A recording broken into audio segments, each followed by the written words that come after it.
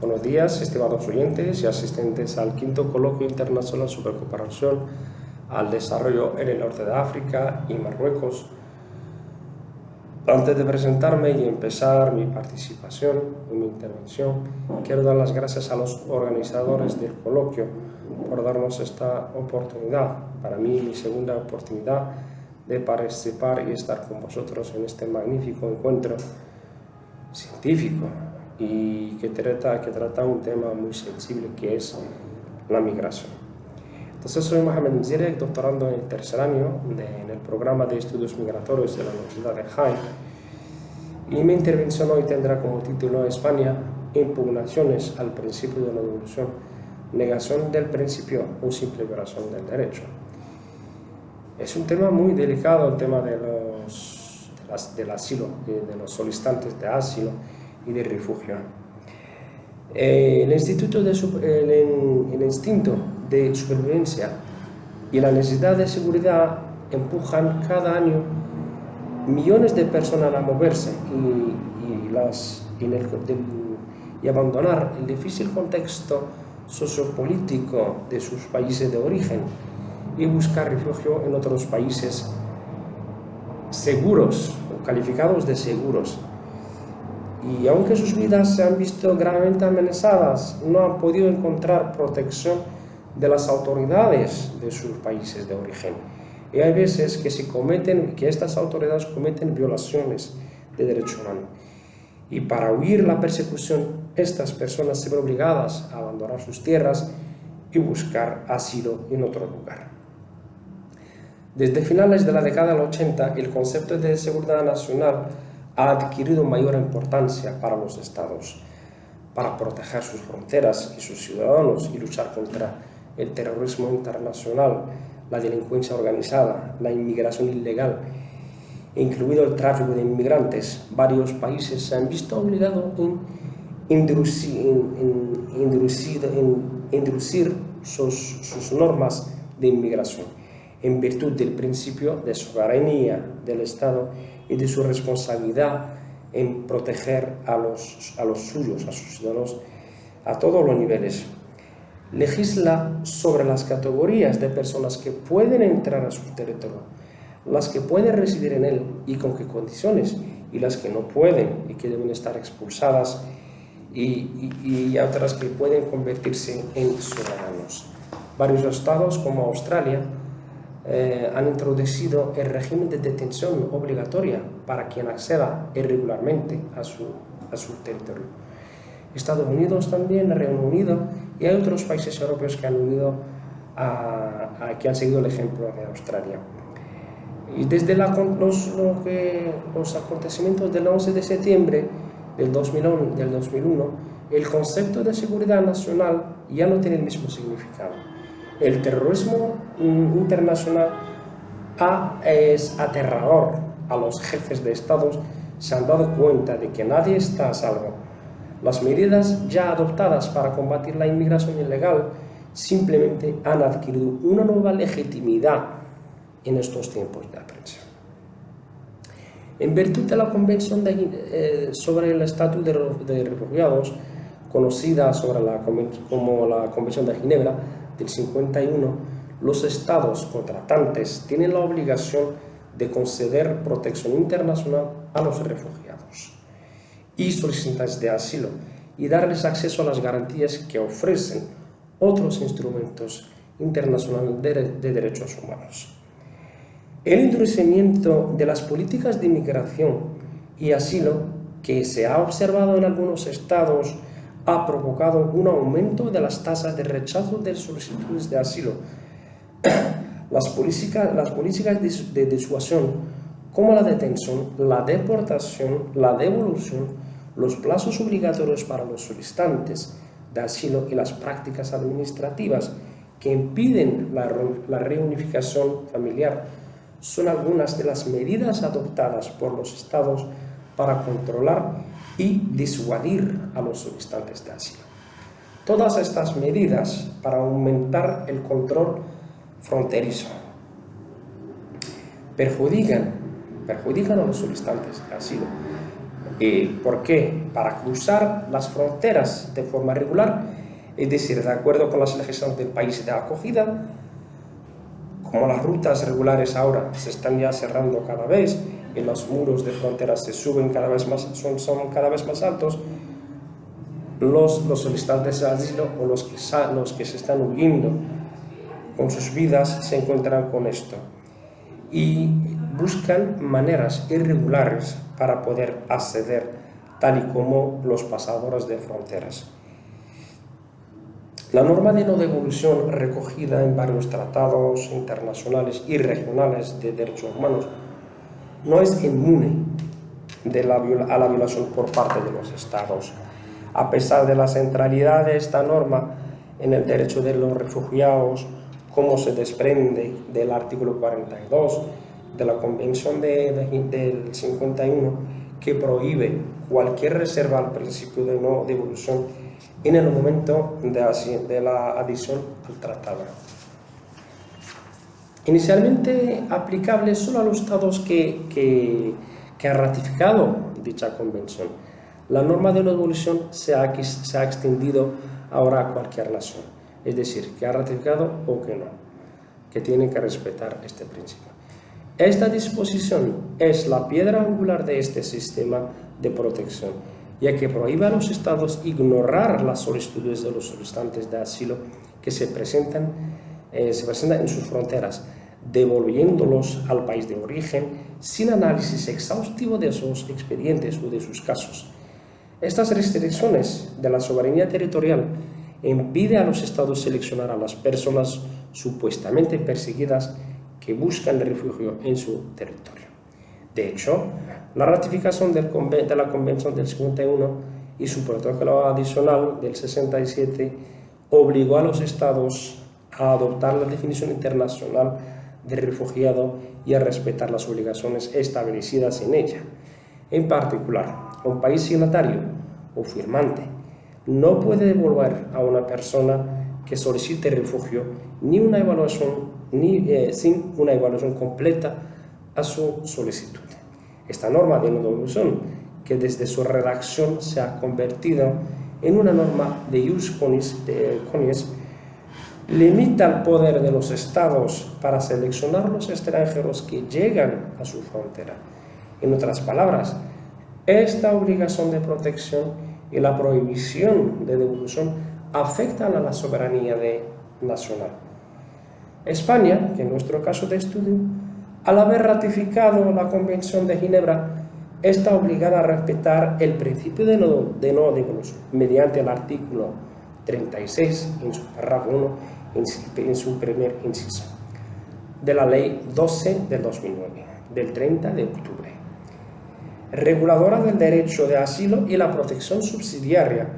Introduce la cláusula de no devolución de refugiados en su derecho interno. Sin embargo, es pertinente preguntarse, especialmente en el contexto actual de presión migratoria, si realmente respeta el principio de no devolución. En caso contrario, cuáles son las excepciones que se hacen a esta limitación internacional.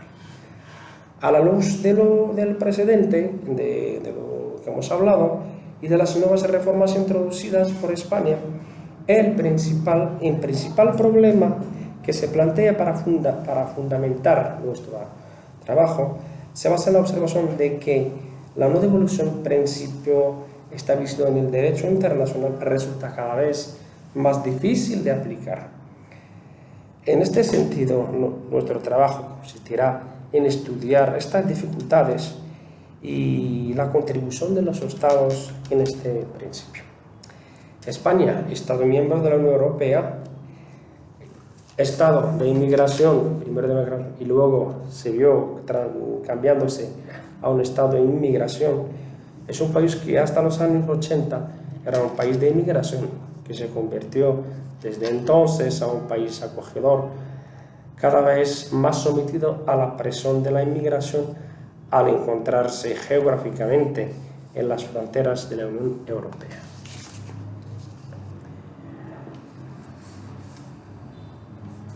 La demanda de que el derecho internacional se tenga en cuenta en el ordenamiento jurídico interno de los Estados es cada vez mayor. Esto ha llevado a la comunidad internacional a embarcarse en el proyecto de construir un arsenal jurídico supranacional capaz de armonizar las crecientes divergencias en los ordenamientos jurídicos de los Estados. Por supuesto, la importancia concedida a los convenios internacionales no viene determinada por el mero hecho de su ratificación o no, sino por su reconocimiento en los ordenamientos jurídicos internos de los países. Sin embargo, la eficacia de la norma internacional sigue siendo problemática, ya que a menudo se considera una pérdida de soberanía y control sobre el desarrollo económico y social de los países. Estas dificultades tienen su origen en los requisitos y normas relacionadas con la incorporación del derecho internacional al derecho nacional, dado que las normas que rigen estas transposiciones son competencia del derecho interno de cada Estado, y cada Estado tiene sus propias normas de recepción. El 14 de agosto del 78, España firmó y ratificó la Convención de Ginebra de 1951. Lo que falta saber si cumple con sus obligaciones convencionales contenidas en el artículo 33 de la misma Convención, y cuáles son las leyes que permiten la concesión de asilo en España, conocida por el respeto del derecho de la persona. Y cuál es el procedimiento que tendrán que seguir los solicitantes de asilo para garantizar una protección ya garantizada por múltiples instrumentos de derecho internacional.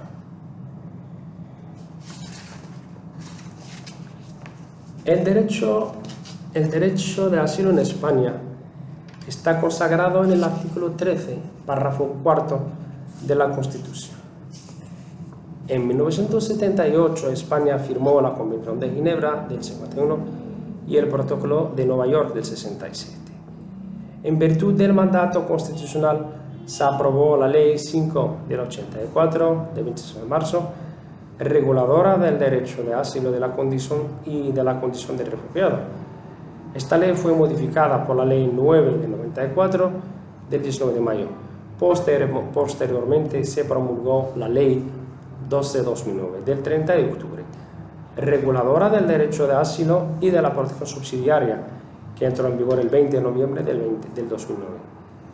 Esta ley fue modificada por la Ley 2 de 2014 del 25 de marzo, que añadió un párrafo en el artículo 40 en su inciso 1, para integrar plenamente el artículo 2, inciso J, de la Directiva 2001/95 de la Unión Europea del 13 de diciembre. La nueva ley del 12 de 2009 de octubre, reguladora del derecho de asilo de la protección subsidiaria, cuyo preámbulo reconoce su relevancia y innovación respecto a su predecesora,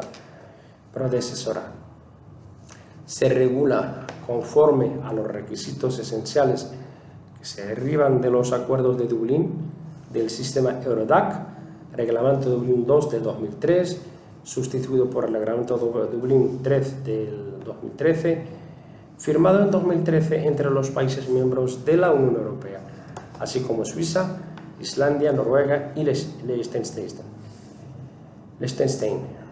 Este sistema consiste en delegar la responsabilidad de examinar la solicitud de asilo de un refugiado al primer país que la haya acogido.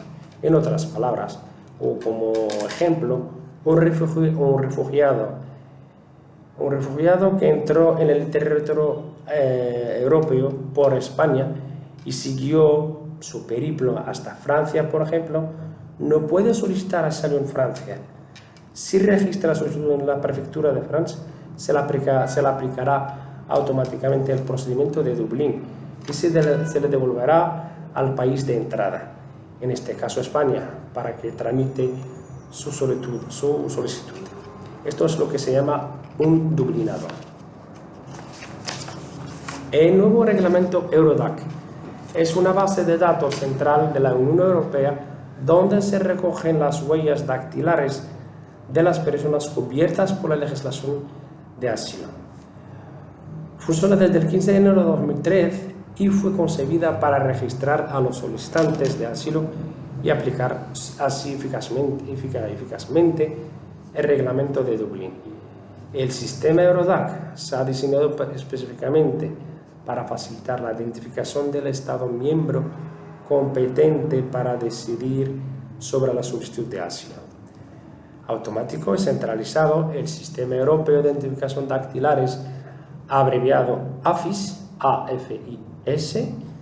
consta de una unidad central situada en la Comisión Europea en Luxemburgo, una base de datos informatizada y un sistema de comunicación entre los Estados miembros, así como la Directiva del Parlamento Europeo, Directiva 2011/95 Unión Europea del Parlamento Europeo y del Consejo de 13 de diciembre del 2011, Directiva 2013/33 de la Unión Europea del Parlamento Europeo y del Consejo, del 26 de junio del 2013, Directiva 2013/32 Unión Europea del Parlamento Europeo y del Consejo del 27 de junio de 2013.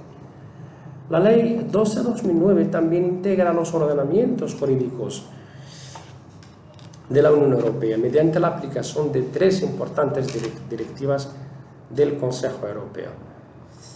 La Ley 12 de 2009 de octubre, reguladora del derecho de asilo y de la protección subsidiaria, consta de un título preliminar y otros 5 títulos que incluyen el objeto de la ley, la definición del derecho de asilo, el estatus de refugiado, la protección subsidiaria, los derechos garantizados a los solicitantes de asilo y a los beneficiarios de la protección subsidiaria, los procedimientos para la obtención de la condición de refugiado, la reagrupación familiar de los beneficiarios de protección internacional, el cese y revocación de la protección internacional y el régimen de protección de los menores y de las personas vulnerables. El acceso al procedimiento de asilo de todas las personas necesita protección internacional. Es uno de los mayores retos a los que se enfrenta el sistema español y europeo. La Oficina Europea de Apoyo al Asilo recordó en su informe anual de 2013 que el acceso al procedimiento europeo en la Unión Europea presuponiendo en la práctica del acceso al territorio. El Sistema Europeo Común de Asilo, el SECA, trata más bien de garantizar que los solicitantes de asilo reciban el mismo trato en toda Europa, pero deja de lado el acceso al procedimiento en el que cada Estado de la Unión Europea es libre de imponer sus propias normas. La Ley 12 de 2009, en su conjunto, no menciona los lugares donde pueden presentarse las solicitudes de protección internacional. El Real Decreto 203 de 95 desde febrero, vigente en todo lo que no se oponga a esta ley, indica que la solicitud se puede formalizar en las oficinas de asilo y refugio, en los puntos fronterizos de entrada del territorio nacional, en las oficinas de extranjería, en las comisarías provinciales, en las comisarías de distrito, que señale la orden del Ministerio de Justicia e Interior, que solo pueden solicitar protección internacional los nacionales de terceros países, y la Ley 12, a diferencia de la anterior, no permite la presentación de solicitud de asilo en las representaciones diplomáticas y deja a manos de los embajadores el derecho a promover el traslado del solicitante a España si consideran que se encuentra en peligro físico. El método de acceso a la protección de asilo en el Estado español consta en varias fases. Primera, la solicitud. Segunda, admisión de trámite. 3, la instrucción. Y 4, la resolución. La resolución puede ser de varios tipos. La concesión del estatus de persona refugiada concesión de protección subsidiaria, denegación del estatuto, pero concesión de la autorización de residencia por razones humanitarias, según lo estipulado en la ley de extranjería, o denegación de protección. Cuando el Estado español decide no reconocer a una persona como refugiada o como persona con necesidad de protección subsidiaria al considerar que no cumple los requisitos de la Convención de Ginebra del 51, o cuando concurran circunstancias por las que considere que no requiere protección internacional, en todo caso el derecho de asilo o de protección subsidiaria será denegado por el Estado español cuando considere que la persona constituye que no cumple los requisitos, que constituye por razones fundadas un peligro para la seguridad del Estado, o la persona constituye una amenaza para la comunidad por haber sido condenada por un delito grave en su país. La denegación de asilo conlleva la notificación de una orden de salida obligatoria o la expulsión del territorio español o el traslado a otro país responsable del examen de la solicitud, en el caso de la aplicación del Convenio de Dublín. Estas situaciones no se producen si se concede el estado de protección subsidiaria o si se autoriza la residencia en el Estado español, siempre que se cumplan las condiciones para autorizar dicha residencia.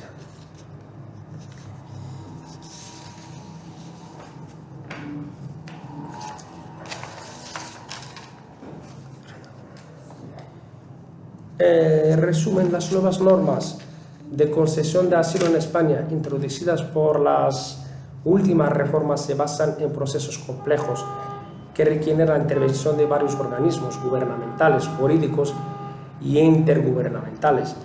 La toma de decisiones es muy compleja en un sistema en el que todos los organismos implicados en la cuestión de los refugiados están enfrentados entre sí, y en algunos casos la decisión la toma un tercer Estado, ya que afecta a la vida, la libertad y la seguridad de las personas afectadas. Con la aplicación del nuevo sistema en España, los solicitantes de asilo se encuentran en un dilema: la falta de tiempo para presentar y preparar las presentaciones y solicitar asilo de forma eficaz y conveniente, así como los recursos y resultados adecuados en el caso de denegación. La complejidad de las normas de concesión de asilo, el entrelazamiento y el endurecimiento de los procedimientos confirman la adopción por parte de España de un enfoque de seguridad basada en la protección de las fronteras de los nacionales y de la lucha contra el terrorismo internacional, la delincuencia organizada y la inmigración ilegal, incluido el tráfico de inmigrantes.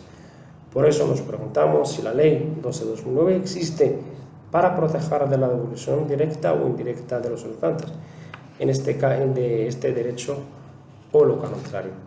Y os doy las gracias por vuestra atención y muchas gracias otra vez.